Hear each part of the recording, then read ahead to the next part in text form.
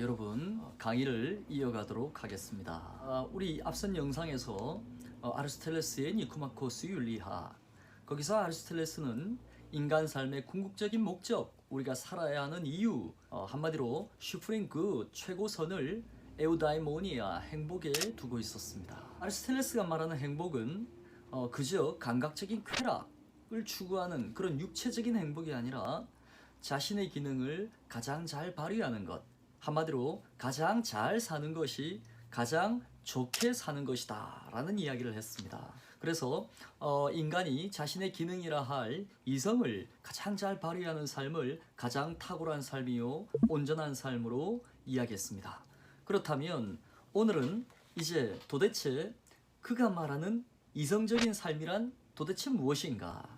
한마디로 그가 말하는 실천 이성이란 과연 무엇인가? 라는 물음에 대한 대답을 그가 말하는 아주 유명한 개념 중용을 가지고 설명해 가도록 하겠습니다. 자, 여러분, 중용이라는 말은 많이 들어보셨을 겁니다. 가운데 중자를 쓰니까 우리는 중간에 어중간한 성품을 유지하는 것이 중용이다 라고 이렇게 어떤 중간을 자꾸만 중용으로 생각하는 경우들이 굉장히 많습니다. 하지만 중용은 이렇듯 양적이거나 수적인 개념이 아니라 그 상황 안에서 가장 적절하게 행동하는 것, 그 상황 안에서의 최선을 행동하는 것, 그것을 아리스토텔레스는 중용이라고 이야기했습니다. 그리고 중용을 행하기 위해서는 그 상황에 어떤 행동이 가장 적절한 것인지를 사유할 수 있어야 할 텐데, 그런 어떤 상황적 적절함을 헤아리는 능력, 그런 어떤 능력을 실천 이성이라고 불렀던 것입니다. 자, 아리스토텔레스는 중용의 예를 여러 가지를 들어서 보여줍니다. 예를 들면 비겁과 무모 사이의 용기가 중용이다 이렇게 이야기합니다. 비겁은, 무모는 지나치게 극단적인 것들입니다. 자, 여러분, 어떤 권투 경기가 있는데 한 선수가 비겁하게 달아나기만 한다면 보는 사람의 눈살을 찌푸리게 만듭니다. 뿐만 아니라 또 무모한 선수들도 있습니다.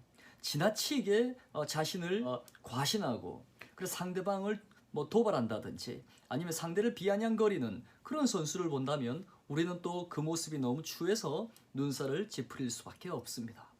운동선수의 어떤 진정한 덕이라면 바로 그 중간에 있는 용기일 것입니다.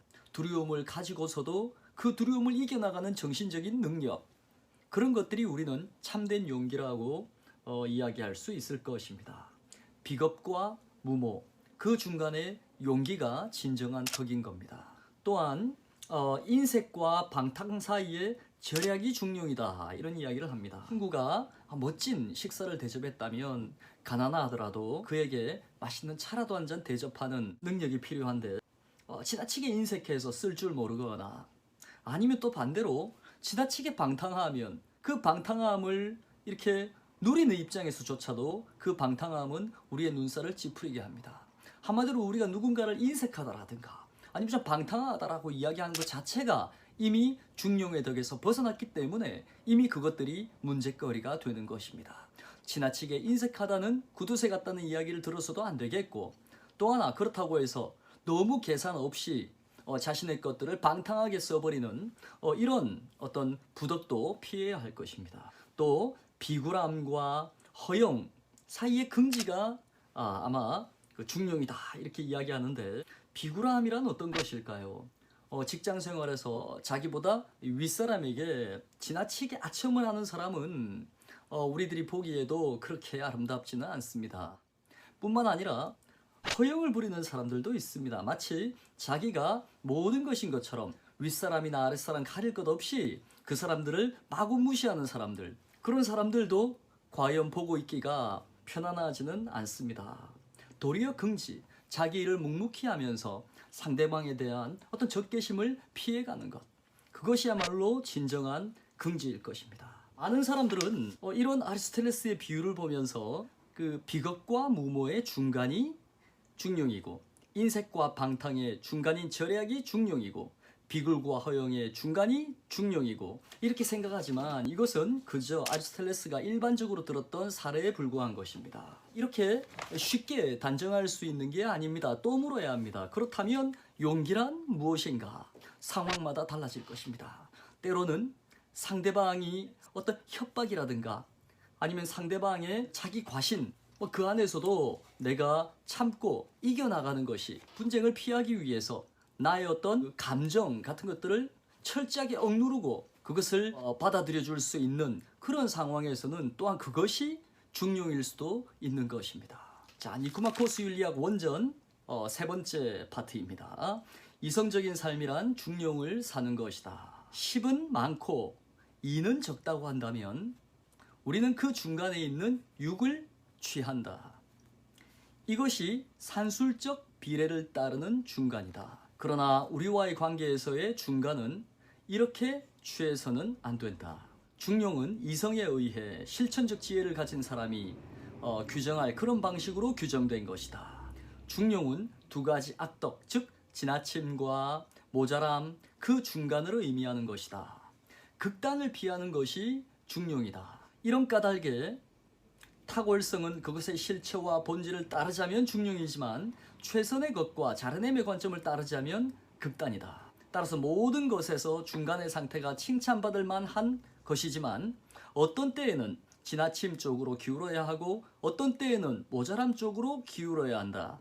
이런 방식으로 우리는 가장 쉽게 중간이자 자람을 맞출 것이기 때문이다.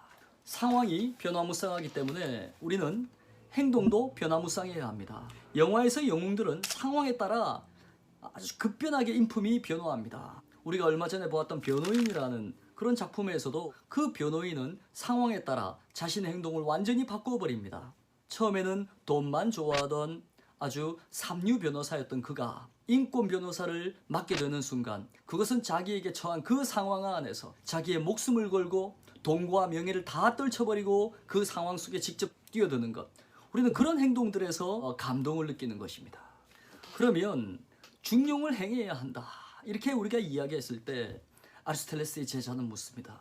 왜 우리가 중용을 행해야 합니까? 중용을 행하면 덕을 쌓을 수 있다.